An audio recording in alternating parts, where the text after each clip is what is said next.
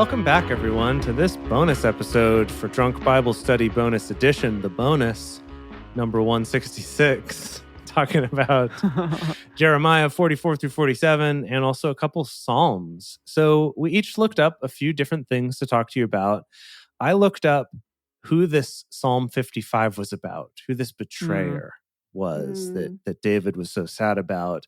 And I also looked up about the last chapter that we read, which was about Gaza being conquered by, or the Philistine city being conquered, or something like that. Yes. I looked that up to try to get some clarity.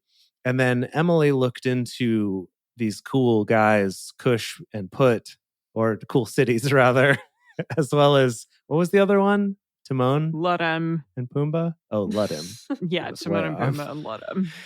And then Dedeker looked up for us who this goddess of the sky is that we're pouring out drinks to and all that. Yeah. All right, what happened, Jace? Who is this person? Yeah. This So meanie. let me hit you with that first, because unfortunately it was a little bit of a disappointing answer. Basically, the answer I came across was, we don't actually know that this was written by David. Oh. So this really could be literally any Israelite talking about any other Israelite who betrayed them. Oh, man. Okay. I know. It was a bummer. It also could be more metaphorical, of like, my good friend could be like some other peoples who are kind of our allies or something like that. So it could be kind of more speaking as a state, as it were. The only interesting analysis I found was in a 1999 article by Ulrich Bale, used intertextual methods, and he saw this psalm as a reference to the rape of Tamar, which was a story that we talked about where Tamar was raped by her half-brother. Yes. And kind of all the shit that went on with that that. was a long time ago. That was a while back. That was in Samuel, 2 Samuel. Yeah. Wow. So anyway, but like, I didn't really find any other info besides just like, some guy thought it might be about that. But pretty much everyone else is like, it's just about betrayal. Don't think too much about it. Okay. We won't. Yeah.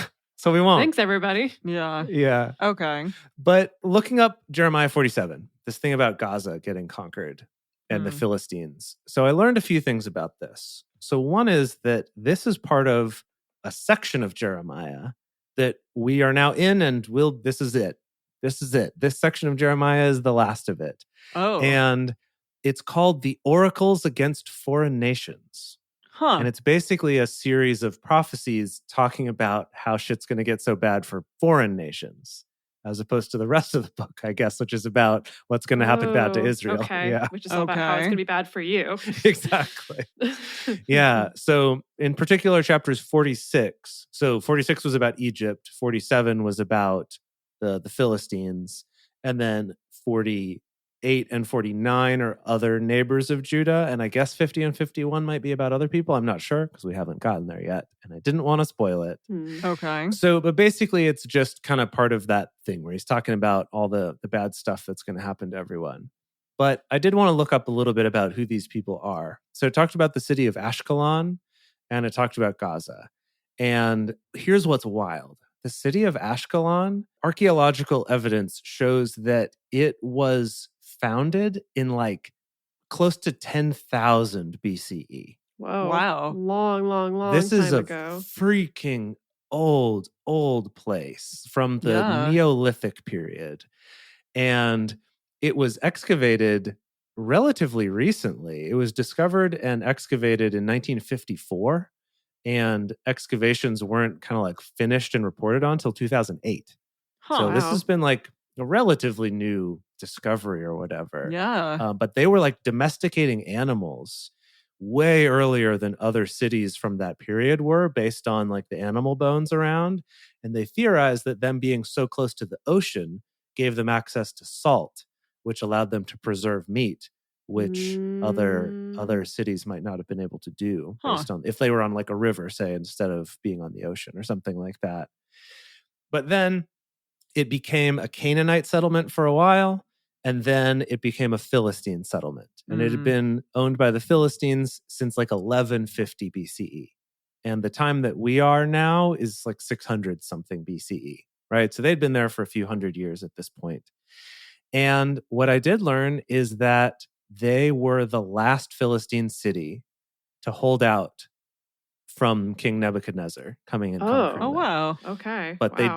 they did get conquered, and in 604 BCE, so like right around the time where we are now, they did get burned and destroyed, and the Philistine era was done. That was basically like the end of the Philistines. Jeez. Right then. Wow. Yeah. Gosh. Yeah. So anyway, I thought that was pretty wild to find out how like significant a city this is from an archaeological point of view, like a historical point of view, but then also that this one's like, okay, yeah, no, that did pretty much happen, like you said. That's fascinating.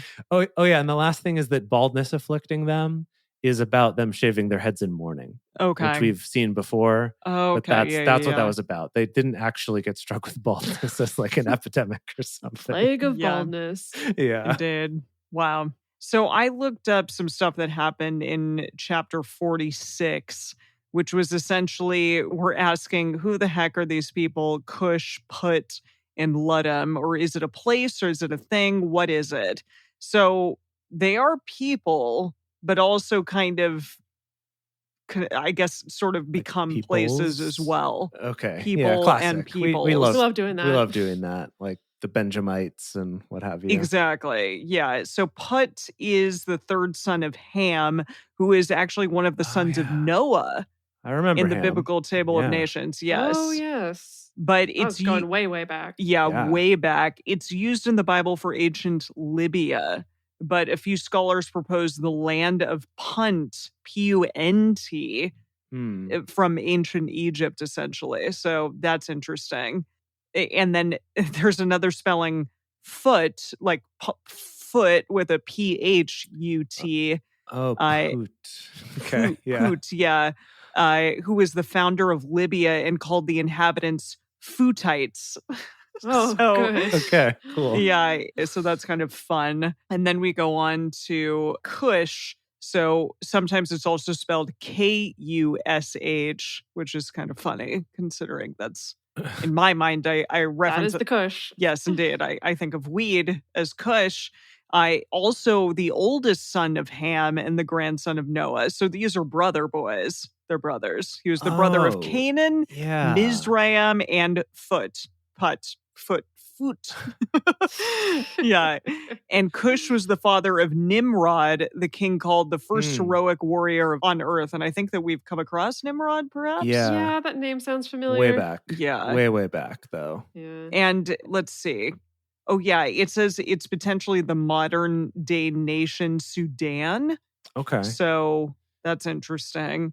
Again, yeah, I mean, these people are very important and they're sons of big deal guys like Noah. So they're going to make them into nations. Right. But so we're talking kind of like northern Africa, neighbors of Egypt. Yes. I see. So there's Egypt, and then Libya and Sudan are like the two neighbors bordering Egypt. So that makes sense. Okay. And it says essentially that biblical verses consistently refer to the descendants of Put as warriors.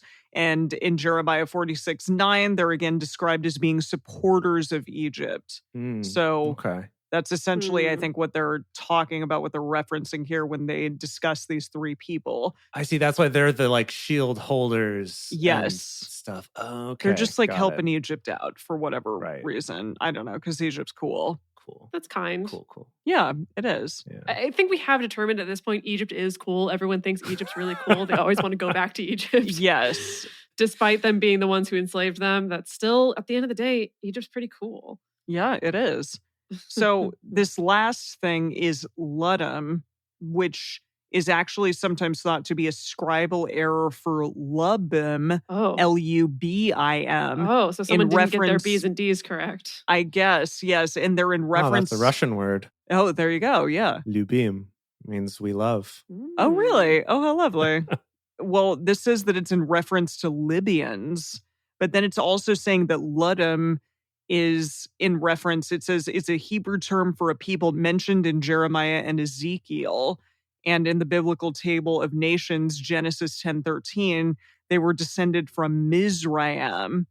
And so they're saying that Ludum, they're the Lydians or maybe the Luddites, or from Libya. There's a bunch of people. Okay, These but probably the same kind of area related to those people, it seems. Yes. However, unlike the other two that we just discussed, they should not be confused with another group who were said to be descended from Lud, son of Sham, son of Noah. So they're not the same. So Oh. Ludum, I guess So they're maybe. not. The other two are related to Noah, but these ones are not. Yes, but Ludum ran with the crowd, but was not a Noah boy. Okay, cool. Which is Cool. random and weird that all of these people are together. But you know what? The Bible loves to confuse me. So it's just going to continue to do That's that. Yeah, true. it's very Yeah. personal. It's about confusing Emily at all turns. Yeah, that's the main goal. Something, yeah.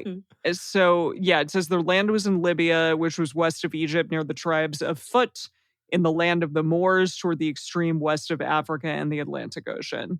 And then they talk about Pliny the Elder a little bit, which I like because it's a really good beer.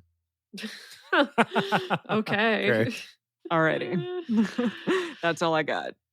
Well, I looked up the Queen of the Sky, Yeah. which Yeah. again just sounded so much cooler than Yahweh does. Oh Mhm. man, yeah. Yeah. So, as probably isn't very surprising, the Queen of the Sky is a moniker that's been applied to many, many, many, many ancient Hmm. goddesses over time. Okay, yeah. At this time, some people are like, maybe it's Isis, maybe it's Nut, who are both Egyptian goddesses. Okay. However, I found something really interesting, which was that, so specifically talking about Jeremiah 44, that scholars think that when he's talking about this like worship to the Queen of the Sky, he may be referencing a particular temple in Egypt that was a temple to Yahweh. Let me first make that clear. Whoa, wait, what? There was a temple to Yahweh in Egypt Really? around this time, which is the 6th to 7th centuries BC.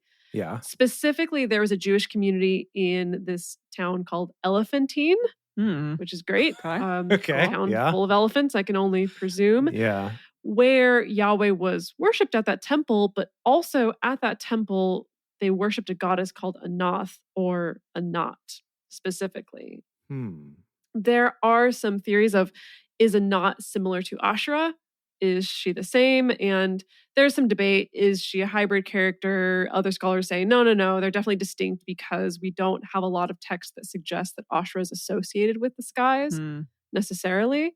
Yeah, that's So- true. That hasn't come up before. That hasn't come up Yeah. yet. She's mostly been associated with trees Cool. Right. and Baal now. And sticks and sex. Sticks Yeah. and sex and being more friends with Baal than she is with Yahweh Right. anymore. Duff. Yeah, she's moved on. But Anat, I looked into Anat, and this is really, really fascinating. So she is categorized as a Semitic goddess, so not an Egyptian goddess, but Okay. essentially a Jewish goddess. Hmm. They think that the story of Anat actually influenced stories about the Greek goddess Athena.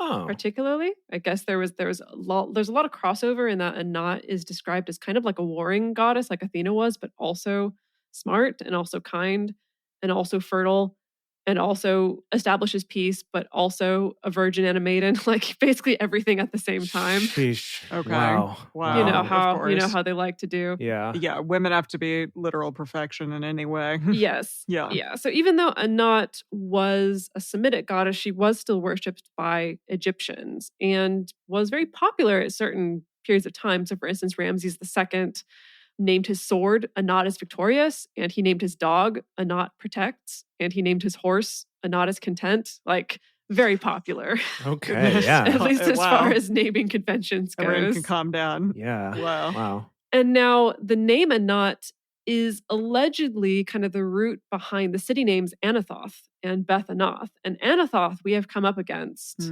Yeah. several times, has been mentioned. They think that Anathoth is a reference to Anat. Okay. Wow. And so basically, there's a lot of kind of old papyrus documents that suggest that at this time, at this temple of Yahweh, the goddess was called Anat Yahu or Anat Yahweh, essentially, specifically worshipped by the Jewish refugees that came to Egypt after the Babylonian conquest. And Okay. basically saying that she was probably considered the wife or as a consort of Yahweh as well, like Asherah was. Oh, snap. So she's Everybody like, is like Yahweh's lady. person thing. It's like Yahweh is collecting some X's. Wow. Yeah, no wonder And you he's start angry. to wonder, like, maybe there's a common denominator in why Yahweh's relationships aren't working out. Yeah, I'm pretty sure it's him.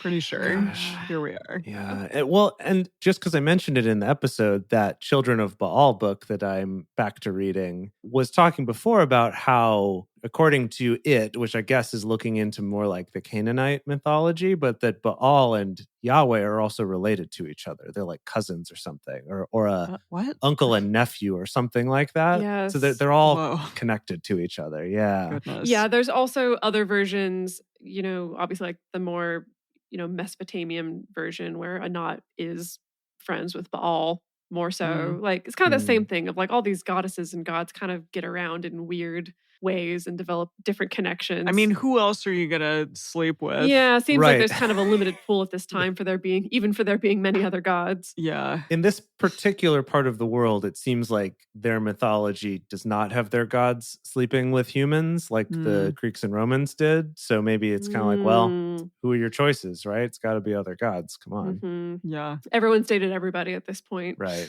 So no wonder there's bad blood. Probably. It's a very small polycule. The gods all live in a small town, and it's kind of like, well, what are you just like, do? well. Yeah. Amazing. Wow. That's what I got. Lovely. That's some exciting times. My goodness. Well, as we said in the last episode, we are 2 episodes away from being done with Jeremiah, which is very exciting to all of us. Honestly, always like cool to get to the end of a book and then move on to the next one. It's just fun and exciting to kind of see what the next thing has in store for us. So I am truly excited to get there with all of you, and we will see you for the penultimate Jeremiah episode next time. Looking forward to it.